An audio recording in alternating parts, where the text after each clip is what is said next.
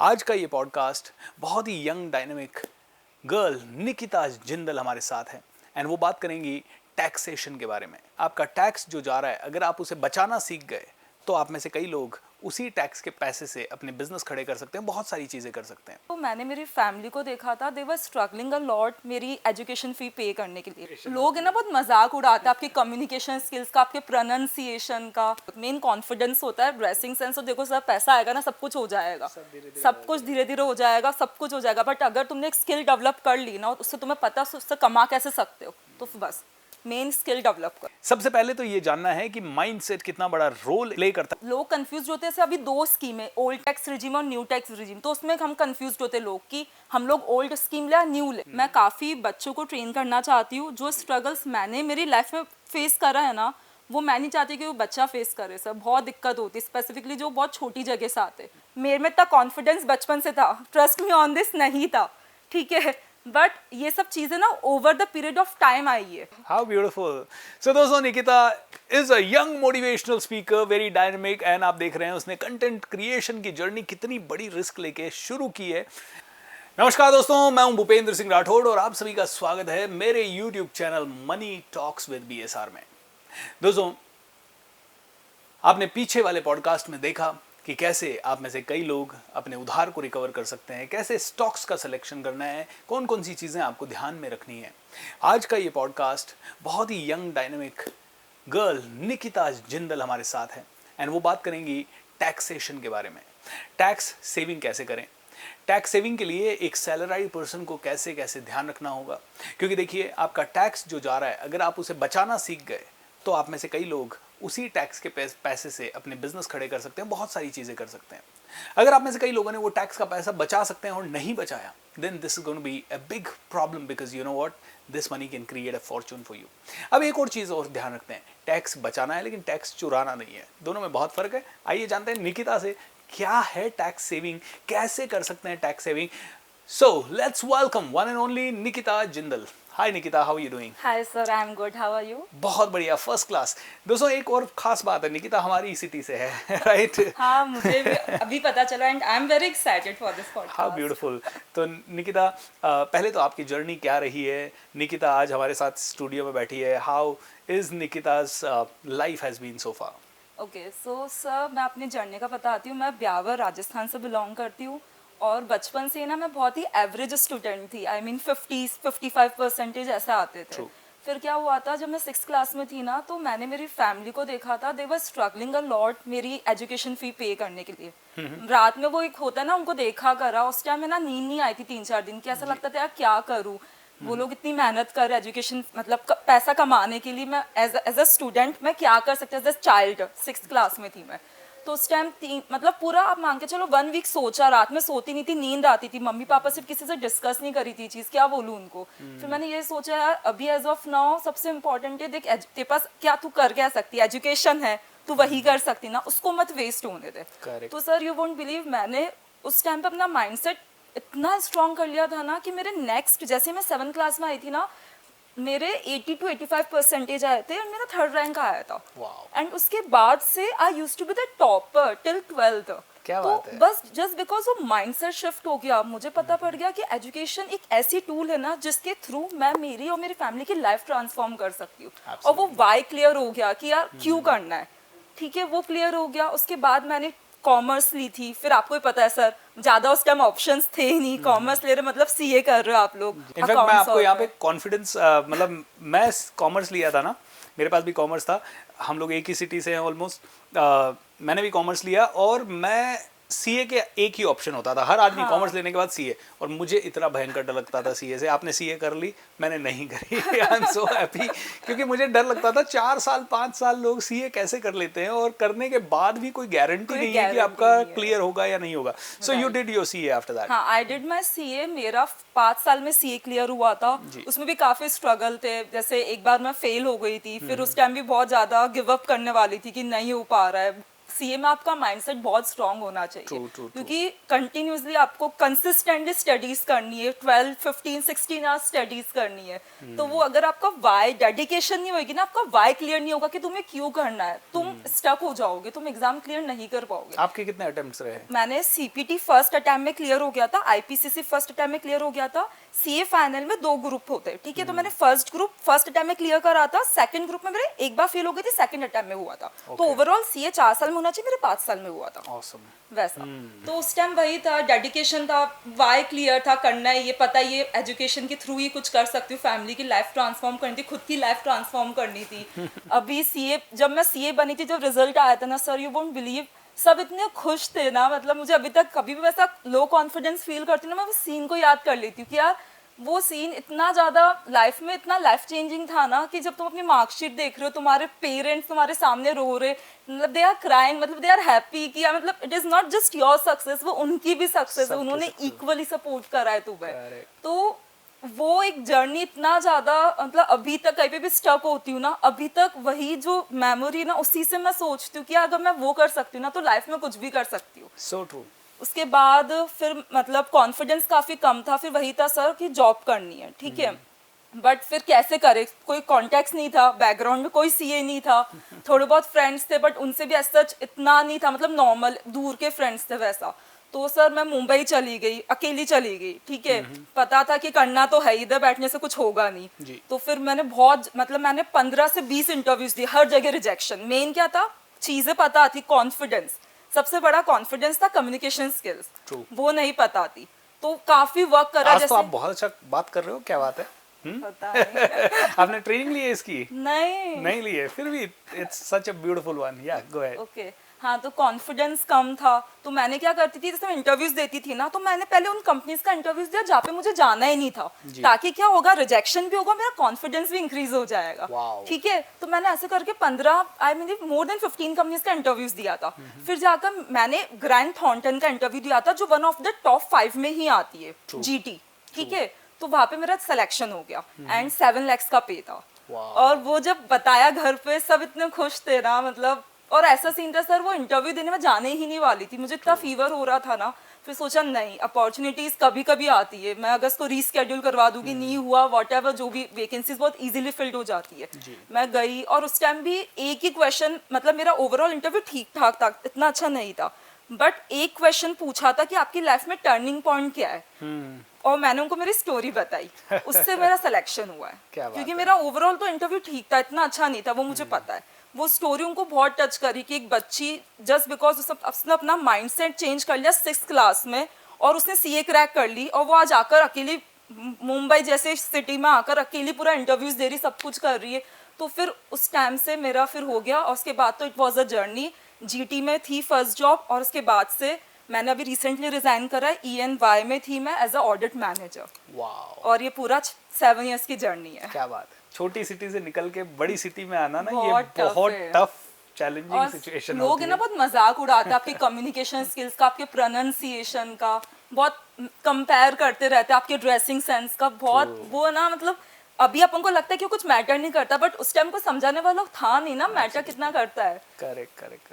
अभी तो अपन को लगता है कि ठीक है यार, कुछ फर्क नहीं पड़ता, मेन तुम्हारा मतलब तुम्हें होना चाहिए, तुम बोल क्या रहे हो, मेन कॉन्फिडेंस होता है, ड्रेसिंग सेंस। तो देखो सब पैसा आएगा ना, सब कुछ हो जाएगा, सब धीरे-धीरे सब बदल कुछ जाएगा। धीरे धीरे हो जाएगा, सब कुछ हो जाएगा। बट अगर तुमने एक स्किल डेवलप कर ली ना, उससे तुम्हें पता है उससे कमा कैसे सकते हो, तो बस मेन स्किल डेवलप करो। How beautiful. So great Nikita. I mean दोस्तों, आप में से कई लोग इस इंटरव्यू को देख रहे हैं, and I really want to tell you, सबसे पहले तो ये जानना है कि माइंडसेट कितना बड़ा रोल प्ले करता है। स्पेशली आप में से कई लोग हो सकता है बड़ी सिटी के हों, वो इस जर्नी से रिलेट ना कर पाए, बट मैं जानता हूँ अजमेर से निकल के इस लेवल पे आप आना, जहाँ पे कि आपका सब कुछ डिपेंड करता है आपके उस इनिशियल सक्सेस पे। आपके पेरेंट्स ने बहुत तपस्या की होती है, आपके घर परिवार का हर एक सदस्य आपकी सक्सेस में इन्वॉल्व होता है, फिर आप वहाँ से अकेले लड़ते हुए अपने कॉन्फिडेंस को बिल्ड करते हो। हर रोज़ आपको लगता है हम कर पाएंगे, नहीं कर पाएंगे, और उसके बाद आप अपना कॉन्फिडेंस बिल्ड करके आगे जाते हो। सो निकिता, जब आप बिग 4 में आए, so how was your experience working with the multinationals? Okay, so sir initially तो बहुत टफ था, सीरियसली बहुत टफ था, बिकॉज मेरी आर्टिकलशिप भी ब्यावर से ही थी, तो आपको भी पता है वो एक्सपोजर ब्यावर का और मल्टीनेशनल कंपनीज का बहुत ज़्यादा डिफरेंस है। तो इनिशियली तो सर मैं डेली रात में रोती थी, मुझे इतना टफ लगता था ना, मतलब मुझे समझ ही नहीं आता था मैं सर्वाइव कैसे करूँ इस एनवायरनमेंट में, बिकॉज इतनी डेडलाइंस होती थी, ठीक है, प्लस तुम्हें एक बेसिक एक्सेल भी चलाना नहीं आ रहा है, मतलब बहुत एक छोटी चीज़ें होती ना, तुम्हें लगता है यार तुम नहीं कर पा रहे हो, सब इतना अच्छा कर रहे हो, तुमसे इतना नहीं हो रहा। हमें डेली बेसिस पे टास्क दिए जाते थे कि डेडलाइंस होती थी, तुम्हें ये कंप्लीट करना है, नहीं हो पा रहा था, बहुत स्ट्रगल्स था। बट मेरे साथ ये अच्छा पॉइंट था कि मेरी टीम बहुत अच्छी थी, जितने लोग मुझे बहुत सपोर्ट करा है। मतलब ऐसा सीन था, मैं टीम से ना, जैसे सब चले जाते थे, मैं टीम से फिर बाद में रात में पूछती थी, मुझे बता दो ना कैसे करना है, मुझे नहीं आता। मतलब मैं ऑफिस के बाद में मैंने खुद की पर्सनल ग्रोथ में बहुत टाइम दिया था, मुझे पता था मेरा एक्सेल वीक है, मैं एक्सेल्स की क्लासेस लेने लग गई थी, मैं खुद से पूरा करती थी रात रात भर। मतलब फिर ऐसे ही धीरे धीरे डेवलप करा, चीजें होती गई। बहुत टफ था इनिशियल, लिटरली बहुत टफ था, ऐसा लगता था गिव अप कर देती हूँ, फिर से चल जाती हूँ ब्यावर, नहीं हो पा रहा है। बट वो था ना, सपना था कि नहीं करना है पेरेंट्स के लिए, तुम नहीं करोगे तो कौन करेगा। तो वो सपने ने ही, एक होता है ना कि वही तुम्हें पुश करता है, तुम चाह के अगर तुम गिव अप नहीं कर पाते हो, अगर तुम्हारा वाई इतना क्लियर होगा ना, तुम चाहोगे ना तो भी तुम्हें अंदर से एक आवाज आएगी, नहीं you can not give up like this, तुम इसके लिए नहीं बने हो, तुम किसी और चीज के लिए बने हो। Correct. तो उसी ने काफी पुश करा था। फिर तो जीटी में गई थी, जीटी के बाद तो पीडब्ल्यूसी में गई थी, फिर ईएनवाई में ऑडिट मैनेजर थी। तो ओवरऑल तो sir from like junior to manager 7 years का तो बहुत अच्छा एक्सपीरियंस था। एज अ मैनेजर तो फिर कोई दिक्कत ही नहीं आती थी, एक एक चीज समझ में आ जाती थी, सब कुछ इजीली हैंडल होता था, 10+ लोगों की टीम हैंडल करती थी, आराम से सब हुआ था। स्टार्टिंग में वो बहुत टफ होता है, जब अगर स्टार्टिंग में कोई तुम्हें बोल देना यार तुम कर सकते हो, तो बस। जैसे मेरी फैमिली बहुत सपोर्टिव थी, मेरे मम्मी पापा में सिस्टर, वो हमेशा मतलब दे आर लाइक कि बेटा तू कर सकती, तू जा, इतना कितना अंडर कॉन्फिडेंस है, तूने सीए कर लिया यार, जा तू, you are among top 4 lakh people, मतलब और कितना कॉन्फिडेंस चाहिए तुम्हें। होएंगे लोग तुमसे अच्छे, कॉन्फिडेंस अच्छा होगा, कम्युनिकेशन अच्छा होगा, बट एट द एंड तुम्हारे में स्किल्स तो है ना, तुम सब कुछ सीखा जा सकता है ना सर, ऐसा तो कुछ है ना हम लोग कुछ सीख नहीं सकते, कॉन्फिडेंस, कम्युनिकेशन सब कुछ सीखा जा सकता है। तो बस धीरे धीरे ऐसे करा। और फिर कोविड के टाइम ऐसा हुआ था, नहीं कोविड के बाद थोड़ा, कोविड के टाइम मैं सोचने लगी थी साइड में खुद का भी कुछ करना है जॉब के साथ साथ। तो उस टाइम मेरी जैसे मैं इंस्टाग्राम में इतना एक्टिव नहीं थी, मेरी सिस्टर बहुत एक्टिव थी, वो मुझे बोलती थी यार तुझे नॉलेज भी है तो तू बनाना, रील्स बहुत चल रही है उस टाइम इंस्टाग्राम में, रील्स फाइनेंस करियर रिलेटेड बहुत चल रही थी। तो मेरी सिस्टर ने मुझे बोला, उस टाइम मैंने ज़्यादा सीरियसली नहीं लिया कि यार नहीं यार अभी कौन बनाए एंड ऑल, टाइम नहीं मिल पा रहा है वो सब। उसके बाद तो सर मैंने फिर जुलाई 2022 में स्टार्ट किया था, 2 साल हो गए मुझे। मैंने इंस्टाग्राम से ही स्टार्ट किया था, क्योंकि वो शॉर्ट फॉर्म कंटेंट है, स्टार्टिंग में तुम एकदम यूट्यूब पे लॉन्ग फॉर्म कंटेंट नहीं बना पाते ना, इट्स बेटर तुम, अगर तुम्हें कॉन्फिडेंस कम है तो शॉर्ट फॉर्म से स्टार्ट करो। और उस टाइम पे सर ऐसा हुआ था कि 6 मंथ्स तक, 5 मंथ्स तक कोई ग्रोथ नहीं थी, 2 या 3 हजार फॉलोवर्स, कुछ भी नहीं था, फिर भी मैं कंसिस्टेंटली पोस्ट करती थी। एक रील कोई वायरल हुई थी मेरी, जिसके कारण मेरे 10,000 फॉलोवर्स बढ़ गए थे। और बट उस रील में क्या हुआ था, बहुत negative comments, communication, looks, body, सब वो हैंडल ही नहीं हो रहा था।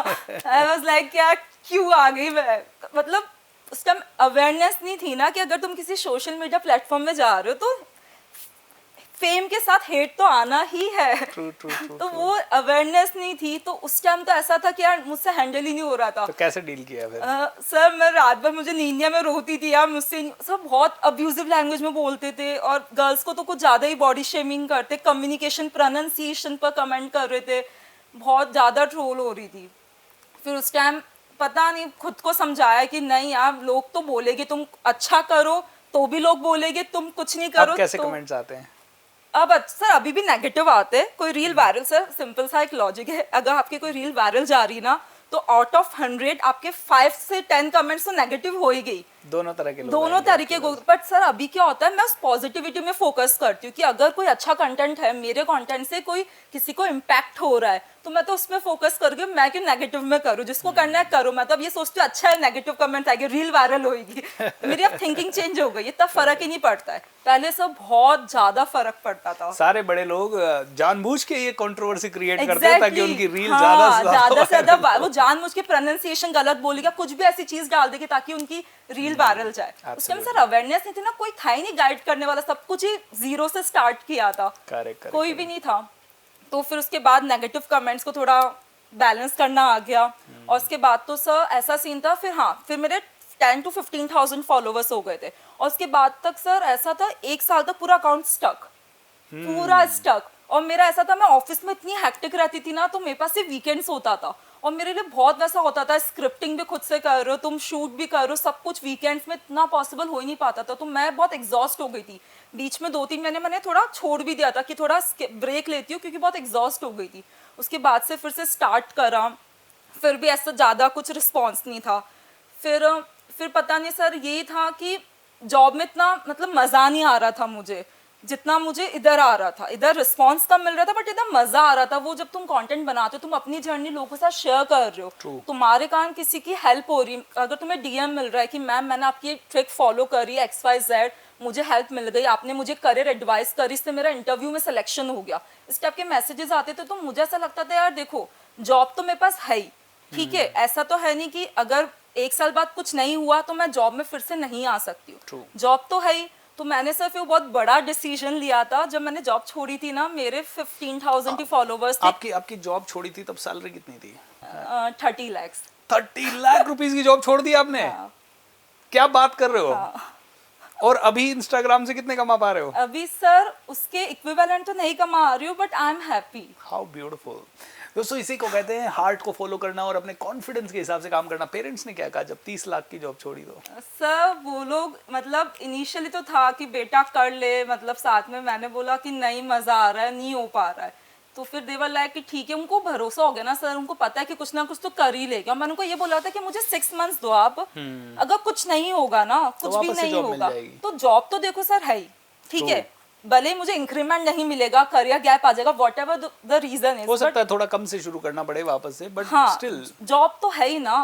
तो बस तो वो पेरेंट्स को समझाना। Nikita you are very brave. In fact मेरे भी लाइफ में ऐसे ही सिचुएशन थे कि जॉब छोड़ना है, घर वाले सपोर्ट नहीं कर रहे थे जॉब छोड़ने की। मेरी तो सैलरी बहुत कम थी आपके कंपैरिजन में, आप 30 लाख पे थे, हम 4 लाख पे थे लेकिन हाँ, वो बात भी बहुत पुरानी हो गई, 15 साल पुरानी बात हो गई, 17 साल 15 साल। हाँ, सो दैट वाज रियली वो बहुत डिसीजन ही बहुत बड़ा होता है वो।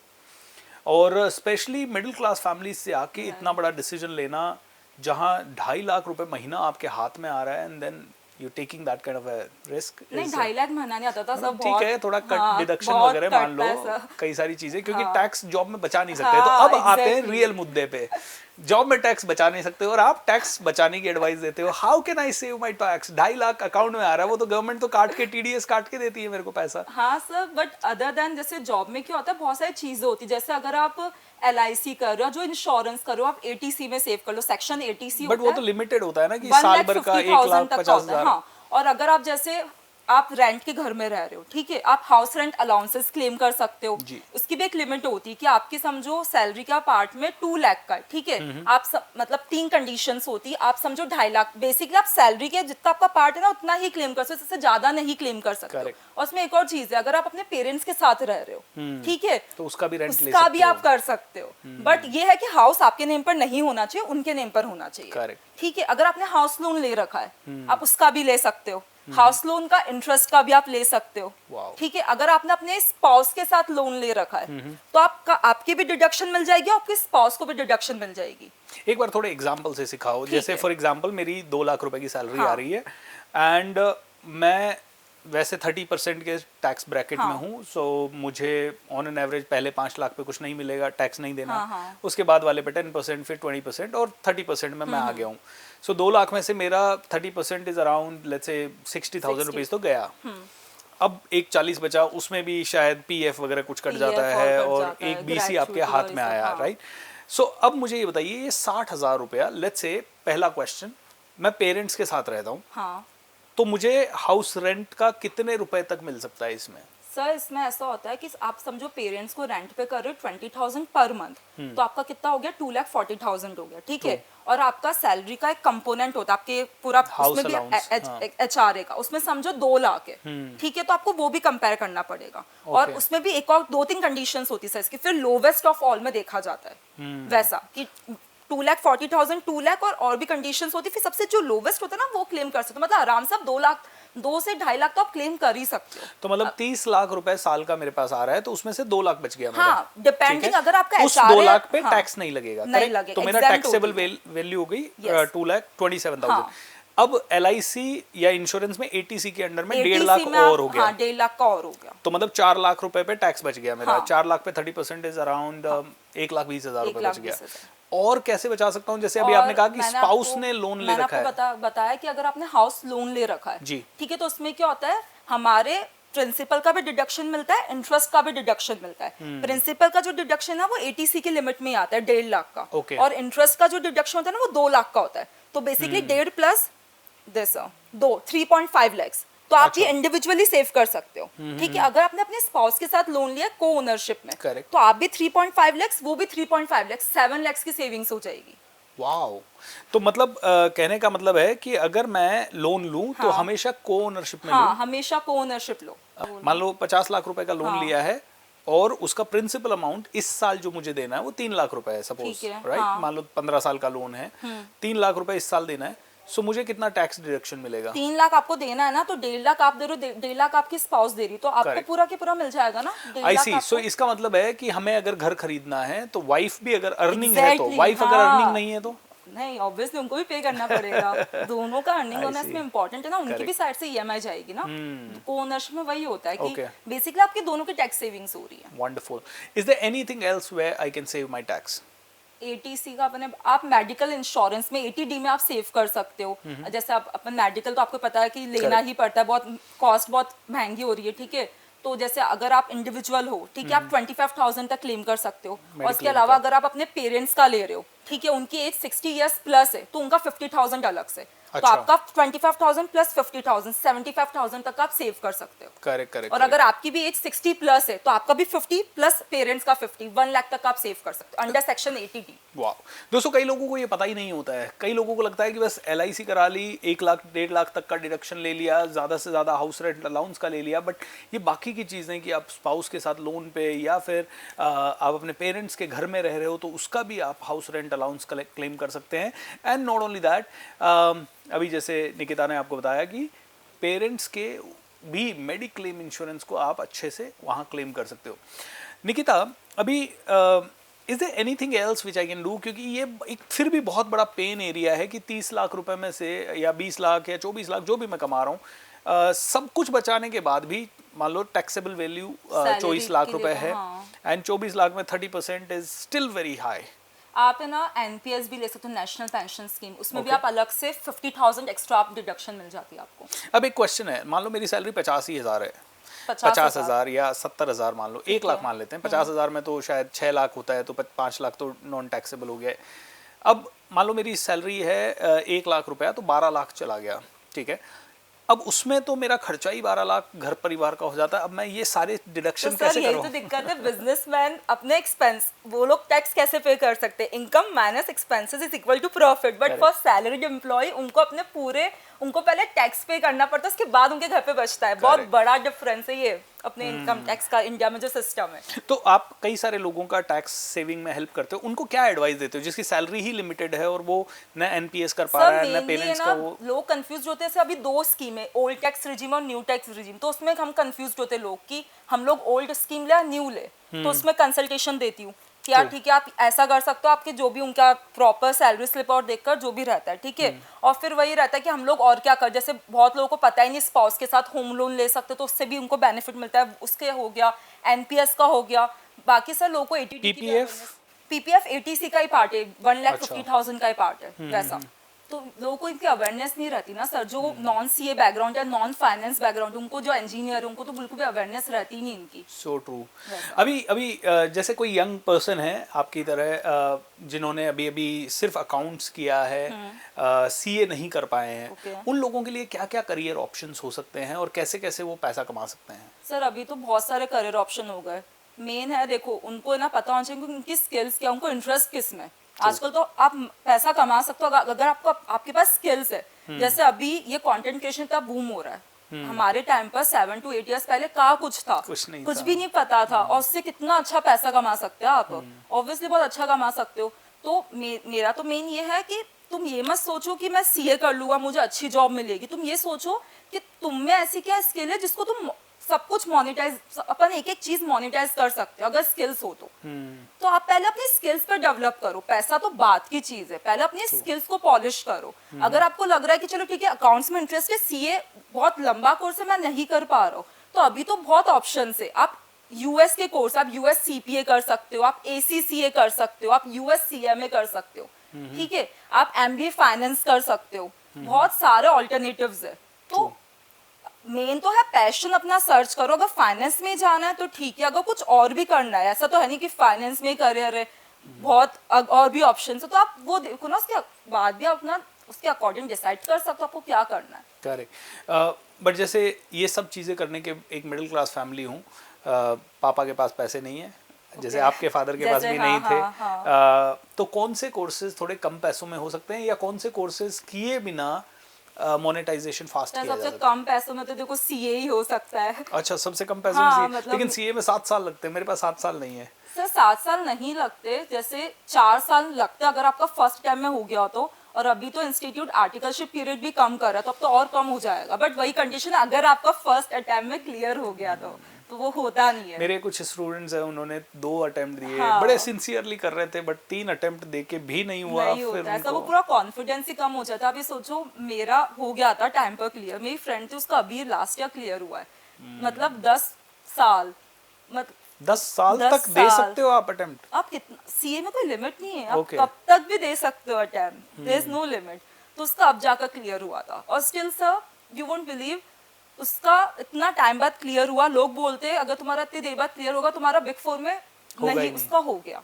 वाओ, कैसे हुआ? डेडिकेशन, उसमें इतना कॉन्फिडेंस था ना, और उसको मैंने काफी अच्छे से ट्रेन कर दिया था, मुझे पता था क्या पूछते हैं, मैं खुद इंटरव्यूज लेती हूँ, मैंने उसको बता दिया एक एक चीज, उसका इजीली हो गया सिलेक्शन। क्या बात है। तो मेन तो वही है ना, तुम है ना ये मत सोचो कि उसका नहीं हुआ, एग्जाम्पल खुद एग्जाम्पल बनो ना, या लोगों का क्यों सोच रहे हो। अगर तुम सोचते रहोगे तुम कभी खुद से कुछ एग्जाम्पल सेट ही नहीं कर पाओगे। अगर वो सोचती रहती कि यार मेरे तो 10 साल हो गए, मैं गिव अप कर देती हूँ, मेरा तो कहीं पे कुछ जॉब ही नहीं लगेगी मेरी, 10 साल में कौन लेगा, ऐसा कुछ भी नहीं है। अगर तुम्हें स्किल्स है ना, अगर तुम्हें चीजें पता है, तुम उसको अच्छे से इंटरव्यू में बता सकते हो। देखो सिंपल सी बात है सर, अगर कोई फ्रेशर होता है ना, मैं भी लोगों को हायर करती हूँ, मैं क्या सोचती हूँ, फ्रेशर है मुझे सिखाना तो पड़ेगा ही, मुझे बस बेसिक स्किल्स चाहिए कि वो उसको पता होना चाहिए कि चलो ठीक है बेसिक चीजें तो मुझे उसको नहीं बतानी पड़े ना, बस यही एक्सपेक्टेशन होती है, Correct. बाकी कोई एक्सपेक्टेशन नहीं होती। मुझे पता है कि कोई नया है उसको मुझे सिखाना तो पड़ेगी चीजें। जी। सबका बैकग्राउंड अलग होता है, सीए करी सबने, बट सबकी आर्टिकलशिप का बैकग्राउंड अलग है, सबका सब कुछ अलग है ना। किसी को नहीं पता how the things work in big four, वो तो बताना ही पड़ेगा एज अ मैनेजर, तुम्हें किसी को बताना ही पड़ेगा। मैं भी लोगों को ट्रेन करती थी, मैं भी उनको एक एक फर्स्ट मंथ एक एक चीज बताती थी कि यार ऐसे ऐसे करना है, प्रॉपर फ्लो के साथ, कि देखो क्लाइंट के साथ ऐसे बात करनी है, हमारे ऐसे कॉल्स होगी, तुम्हें ऐसे रिप्रेजेंट करना है खुद को, वो तो सीख लोगे ना। बट अगर किसी का स्किल्स ही नहीं, कोई बोलेगा अकाउंटिंग करते कैसे, मुझे तो एंट्री पास करना है, डेबिट क्रेडिट क्या होता है, अब सर ऐसे तो नहीं होगा ना। Correct. वैसा तो बेसिक स्किल्स हो ना तो कर लोगे। तो जैसे आप अगर इंटरव्यू लेते हैं तो what is the main thing which you see, is it just the attitude या फिर उनकी एकेडमिक्स, क्या चीज देखते हो? नहीं ज़्यादातर? सर, मैं तो मेन कॉन्फिडेंस देखती हूँ, कॉन्फिडेंस एज इन कि सामने वाले को कितना भरोसा है खुद के ऊपर। जैसे मैंने एक का इंटरव्यू लिया था, नॉर्मली क्या होता है अगर कोई इंटरव्यू में हिंदी बोल दे तो उनको रिजेक्शन कर देते बिग फोर में, ठीक है, बट मैंने उसका सिलेक्शन किया था बिकॉज मेरा भी देखो सर सेम बैकग्राउंड था, मुझे भी नहीं आती थी ठीक है, तो मेरा वो परसेप्शन ही पूरा अलग है। मेरा ये तो क्या आपने इंग्लिश कैसे सीखी? सर वो यार तुम अगर यूएस क्लाइंट के साथ बात करोगे, तुम्हारा डेली कॉन्वर्जेशन ही वही होगा, तुम्हारी टीम भी सब इंग्लिश में बोलेगी, सब कुछ वो होगा। मुझे ऐसे बेसिक इंग्लिश आती थी सर, मतलब मैं इंग्लिश मीडियम से ही थी, बट एकदम फ्लुएंट नहीं आती थी मुझे, जो जिस एटीट्यूड से बोलते ना मुझे वो नहीं आता था। तो बट मेरे डेली कॉल्स यूएस मेरी टीम थी, ठीक है, मेरे उनके साथ कॉल्स हो रहे, तुम्हारी टीम पूरी इंग्लिश में बात कर रही है, तो तुम्हें वो एनवायरनमेंट मैटर करता है। सर हमें हिंदी कैसे आती है, हमने कैसे सीखी थोड़ी ना, बचपन से घर पे हिंदी बोल रहे से हमें हिंदी आती है, सेम इंग्लिश के साथ है। अगर तुम एक महीना अपनी एनवायरनमेंट चेंज कर दो, अपने फ्रेंड से इंग्लिश में बात करो, इंग्लिश मूवीज देखो, इंग्लिश म्यूजिक सुनो, तुम्हें ऑटोमेटिकली इंग्लिश आ जाएगी सर। कुछ है थोड़ी ना, एक लैंग्वेज ही तो है। एब्सोल्युटली। अब निकिता, जैसे कई गर्ल्स स्मॉल टाउन से हैं, उनके पेरेंट्स उन्हें निकलने नहीं देते, कभी तो ये चैलेंज आता है, कभी वो निकल भी जाती हैं तो बहुत ज़्यादा डरी हुई होती हैं, वो बड़ी सिटी के चैलेंजेस को फेस नहीं कर पाती हैं। कभी कभी ऐसा भी होता है कि सब कुछ है लेकिन लड़के को ज़्यादा प्रेफरेंस दे दिया जाता है। तो ऐसे यंग गर्ल्स को आपकी तरफ से क्या क्या एडवाइजेज है? सर ऐसे को तो मैं यही एडवाइस है कि घर से निकलना तो बहुत जरूरी है, घर बैठकर कुछ नहीं होने वाला। और पेरेंट्स कन्विंस करेंगे, अगर तुम उनको कन्विंस कर पाओ, अगर तुम्हें खुद पे भरोसा है, तुम उनको बता पाओ कि यार देखो ये मेरे प्लान से XYZ मैं ये करूंगी, उनको डेडलाइन दे दो। डेडलाइन देना बहुत इंपॉर्टेंट है सर। अगर आप बोलोगे मुझे 5 साल चाहिए, कोई भी पेरेंट्स नहीं बोले, उनको बोलो कि यार देखो मुझे अभी ये करने का मन है, ठीक है, मुझे अब 1 साल दो, कुछ होगा तो ठीक है, कुछ नहीं होगा तो आप जो बोलोगे मैं वो कोर्स कर लूंगा, ठीक है, ताकि पेरेंट्स को भरोसा रहता है कि यार ठीक है बच्चे ने 1 साल माना है, उनको दो, उनको अपने ड्रीम्स पर वर्क करने दो। जैसे मैंने भी अभी जॉब छोड़ी, मैंने भी यही बोला ना, सेम चीज। मैं भी अभी मतलब ऑब्वियसली वो लोग मुझे मना कर सकते हैं, उनको बोला नहीं बच्ची पे भरोसा है, मुझे करने दो, उनको नहीं भी होगा एट द एंड क्या होगा, सेकंड ऑप्शन तो है, ठीक है। तो सेम उनको मैं वही बोलूँ कि अपने घर से निकलो, अपनी ड्रीम्स पे जाओ। और पता है बहुत लोगों का क्या होता है, जैसे मेरे को भी पता था, मुझे कभी नहीं पता था मैं CA भी करूंगी, मुझे नहीं पता था मैं कंटेंट क्रिएट भी करूंगी, मुझे सच में नहीं पता था सब मैं अपनी जॉब छोड़कर इसमें फुल टाइम करने का सोचूंगी। ये सब धीरे धीरे हुआ, मुझे डे 1 पे कुछ नहीं पता था। तो अगर आपके पास 10 चीजें आपको लग रहा है मैं ये कर सकती हूँ, मैं ये कर सकती हूँ, ठीक है, तो उस 10 चीजों में से पहले 1 या 2 चीजों में फोकस करो, करके देखो, ताकि आपको एटलीस्ट रिग्रेट नहीं हो कि यार काश मैं उस टाइम ये कर लेती। अगर मुझे रिग्रेट होता कि काश मैं ये कर लेती, तो वो तो रिग्रेट से तो क्या होगा, सब कुछ नहीं होगा ना। तो जो आपको लग रहा है ना वो करो, ऐसा होगा, कभी चीजें वर्कआउट करेगी, कभी चीजें वर्कआउट नहीं करेगी। मैंने कंटेंट स्टार्ट किया था, मेरे 2 साल से कुछ भी वर्कआउट नहीं किया था सर। जैसे मैंने जॉब छोड़ी थी, आई डोंट नो वो क्या था, बिलीफ था क्या था सर, मुझे नहीं पता, मेरे with in 2 months 100K followers हो गए विद इन 2 मंथ्स। जो 2 साल में वर्कआउट नहीं करा, 2 महीने में वर्कआउट कर लिया। आपका डेडिकेशन बढ़ गया। एग्जैक्टली मेरा डेडिकेशन बढ़ गया। मुझे पता था कि हाँ मैं कर सकती हूँ। कहीं ना कहीं वो जॉब में मैं इतना सर ध्यान नहीं दे पा रही थी अपने कंटेंट में, तो मैंने फिर चीजें खुद से सीखी, करा। नहीं, अगर आप किसी को फुल टाइम दे रहे हो वो होएगी सर, और ऐसा नहीं सर होएगी। मैंने एक्चुअली बहुत बड़ी रिस्क ली थी, ऐसा होता भी कि नहीं भी वर्क करती, ठीक है, बट एक्सट्रीम लेवल पे क्या था यार, back to the basic. Exactly, क्या मतलब 7 ईयर से कर रही हूँ और भी कर लूँ, कि क्या दिक्कत है। जिस जॉब ने मुझे इतनी अच्छी लाइफ दी है, मैं मेरी पेरेंट्स की लाइफ ट्रांसफॉर्म कर पाई हूँ, मैं खुद की लाइफ ट्रांसफॉर्म कर पाई हूँ, तो मुझे जॉब से तो कभी कोई दिक्कत ही नहीं थी ना। मुझे बस ये था खुद का कुछ करना है वैसा। तो बस चीजों को ट्राई करो, और सबसे इम्पोर्टेंट है सर किसी से कंपेयर मत करो। हम लोग जब होते हैं ना छोटे शहर से, हमारा पता है सर क्या होता है, हम लोग बहुत कंपेयर करते रहते हैं लोगों से, यार उसके पास तो ये है, उसके पास तो ये है, उसके पास तो आईफोन है, उसके पास तो कार है। सर यू वोंट बिलीव, मैंने आईफोन अभी लिया है। आपको क्या लगता है मैं अफोर्ड नहीं कर सकती? मैं कर सकती थी, बट मैंने नहीं लिया क्योंकि मुझे रिक्वायरमेंट ही नहीं थी। मैंने अभी सितंबर लास्ट ईयर में लिया आईफोन। मेरे पास नॉर्मल फोन कंटेंट क्रिएट करना नहीं, उसके भी बाद लिया था मेरे पास नॉर्मल सैमसंग का फोन था। सर कंटेंट क्रिएशन बहुत इजी है, आपको बस नॉर्मल बेसिक फोन चाहिए जिससे बस नॉर्मल वीडियोस आए। ऐसा नहीं सिर्फ एप्पल से ही आती, वो नॉर्मल 15 से 20 हजार के फोन में भी अच्छी वीडियोस आएगी। क्या चाहिए आपको? बेसिक फोन चाहिए, आपको एक माइक चाहिए, बोया का माइक ले लेना, आई बिलीव 700-800 का आता है, बस आपको कुछ भी नहीं चाहिए। इतनी बेसिक चीज है। अगर आपने ये स्किल एक डेवलप कर ली कंटेंट क्रिएशन की, आप सोच भी नहीं सकते आप महीने का कितना कमाओगे। करेक्ट। दोस्तों देखिए कितनी इंस्पायरिंग स्टोरी है निकिता की, और निकिता ने जो कहा है ना, वो आप में से कई गर्ल्स एंड बॉयज सभी को अप्लाई करना है। देखिए कई बार तो हमारा ही कॉन्फिडेंस नहीं होता है कि हम कर पाएंगे। मैंने हजारों लोगों का इंटरव्यू भी लिया है, लाखों करोड़ों 1 करोड़ से ज्यादा लोगों को मैंने इंस्पायर किया है मेरे लाइव प्रोग्राम से, और हर जगह हम लोग एक ही चीज शेयर करते हैं कि अल्टीमेटली आपका कॉन्फिडेंस ही मैटर करता है। आप खुद पे ये यकीन कर लेंगे ना कि मैं कर लूंगा, तो आपका हो जाएगा। एंड फिर धीरे धीरे और कई सारी चीज़ें हैं जो कि आपको मिलती जाएगी। लॉ ऑफ अट्रैक्शन आपके साथ वर्क करता जाएगा। मैं हमेशा बात करता हूँ निकिता लॉ ऑफ अट्रैक्शन के ऊपर। मैं हमेशा लोगों को कहता हूँ कि एक तो आपकी कोर डिज़ायर हो कि मुझे तो यहाँ तक पहुँचना ही है, एंड दूसरी चीज़ मैं लोगों को कहता हूँ कि उसके साथ साथ स्किल हो, एटीट्यूड हो, आपके पास थोड़ी बेसिक स्ट्रैटेजी हो। जैसे कि आपके पास बेसिक स्ट्रैटेजी थी कि मैं कंटेंट क्रिएशन में कुछ कर लूँगी। नॉलेज भी होना चाहिए, आपने CA वगैरह से काफ़ी नॉलेज लिया, एंड इसी चीज़ को कंसिस्टेंटली करने की हैबिट होनी चाहिए। अगर ये इसमें से एक भी मिसिंग है, you will not be able to see universe doing helping you in anything. Very good Nikita, last question मैं आपसे पूछना चाहूँगा कि अगर आपकी एडवाइस 16 से 18-20 साल की बच्चियों के लिए कुछ हो, बिकॉज एक और चैलेंज आता है कि शादी का प्रेशर आ जाता है 25 साल के पहले तो आजकल हो ही, मतलब 90% गर्ल्स के ऊपर 20 साल 22 साल के बाद शादी का प्रेशर आ जाता है। So what do you want to say to them? क्योंकि उसमें वो हेल्पलेस हो जाती हैं, पेरेंट्स सुनते नहीं हैं, society pressure and all those kind of things. Sir अगर आप अच्छा कमाओगे ना तो पेरेंट्स सुनेंगे। पेरेंट्स को क्या चाहिए कि हमारी बच्ची सिक्योर होनी चाहिए True. फाइनेंशियली। अगर आप इतना अच्छा कमा रहे हो तो वो आपको क्यों प्रेशराइज करेगी? मेरे पेरेंट्स मुझे प्रेशराइज नहीं कर रहे। मैं अभी 30 की हो जाऊंगी, मेरे को अभी कोई प्रेशराइज कर ही नहीं रहा। उनको पता है कि मतलब वो अपने अकॉर्डिंग कर लेंगे। तो अगर आप अच्छा देखो पेरेंट्स को क्या चाहिए कि हमारे बच्चे खुश रहे। बट आपके पेरेंट्स पे सोसाइटी का प्रेशर नहीं? मामा के पास जा रहे हैं उनके तो वो पास कुछ सर बोल उनके रहे पास बहुत प्रेशर है, बट मैंने उनको क्लियर कट मना कर दिया कि मुझे मत बोलो।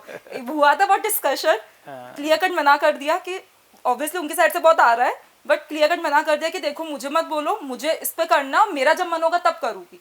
क्लियर कट एक होता है ना, यू हैव टू से नो टू देम। ऐसा नहीं देखेगा एंड ऑल, क्लियर कट मना कि ऐसा नहीं करना है, जब मन होगा तब करूंगी, अभी मुझे नहीं करना है। बट कई बार पेरेंट्स की तरफ से इमोशनल हाँ, ब्लैकमेल होता मेरे है। फ्रेंड से बहुत इमोशनल ज्यादा कि हम मतलब हमारे ऊपर से रिस्पॉन्सिबिलिटी निकल जाएगी, उस टाइप का आता और है। उससे भी ज्यादा मतलब पेरेंट्स, आप तो यहाँ बैठे हो दिल्ली हाँ। में, पेरेंट्स मिल रहे हैं आपके चाचा से, नाना से, मामा से, दादा से, गांव वालों से, उन सभी से मिल रहे हैं और वो सब के पास एक ही थॉट होता है, यार बट क्या सर हो मेरे गया? पेरेंट्स इस केस में है सपोर्टिव। वो लोग क्लियर Wow. कट बोलते हैं कि बच्चे अपना कर रहे हैं ना। सर देखो सिंपल सी बात है, एट द एंड मैं किसी से मतलब हम लोग पेरेंट्स के अलावा किसी के पास नहीं जा रहे ना, उनको नहीं पता मेरी लाइफ में क्या चल रहा है। तो जब हम लोग जब तकलीफ में होते तब तो वो आते हैं नहीं, True. ठीक है। जब शादी के आ जाओ, अरे उनको करना क्या है रिलेटिव से, सब मैं तो दूर ही रहती हूँ इन सब लोगों से, क्योंकि जब तुम्हें फेम मिलती है ना वो सब तुम्हारे पास भगे भगे आते हैं, ठीक So है। और जब तुम्हें नहीं मिलती ना तो कोई पूछता भी नहीं है। तो मेरे को तो सर अगर मुझे लाइफ में कुछ भी मेजर डिसीजन लेना है ना, मुझे पता है मेरे से फैमिली है,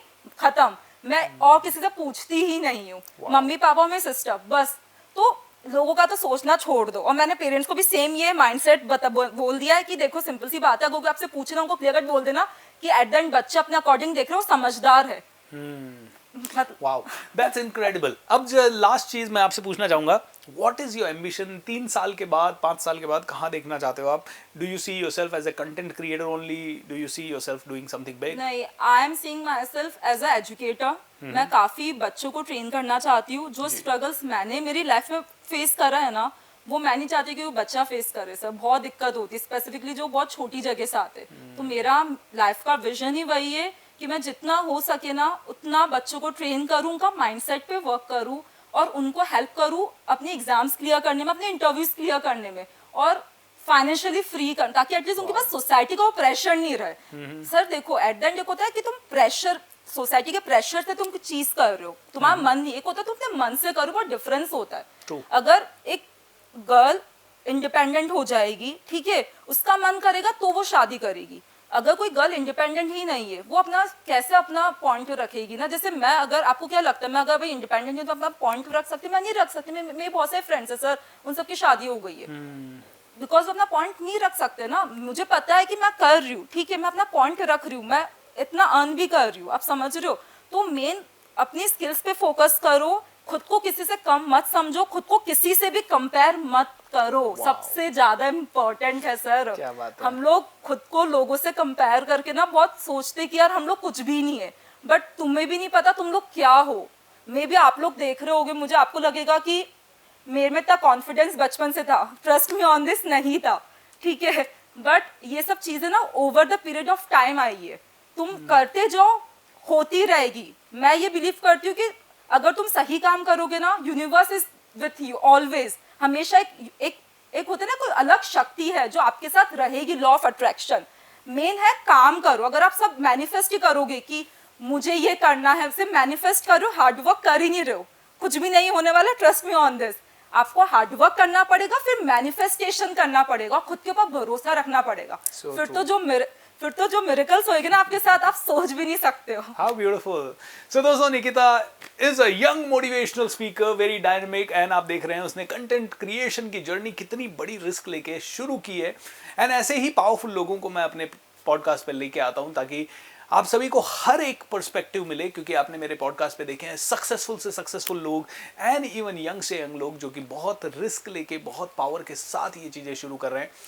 हज़ारों चीज़ें सीखने की है ये निकिता आपकी जर्नी से, एंड आपका कॉन्फिडेंस लाजवाब है। I really really appreciate, and बहुत जल्द I would like to see you over the top in terms of हजारों लाखों महिलाओं की एकमात्र inspiration, Nikita Jindal. So congratulations for such a lovely lovely work.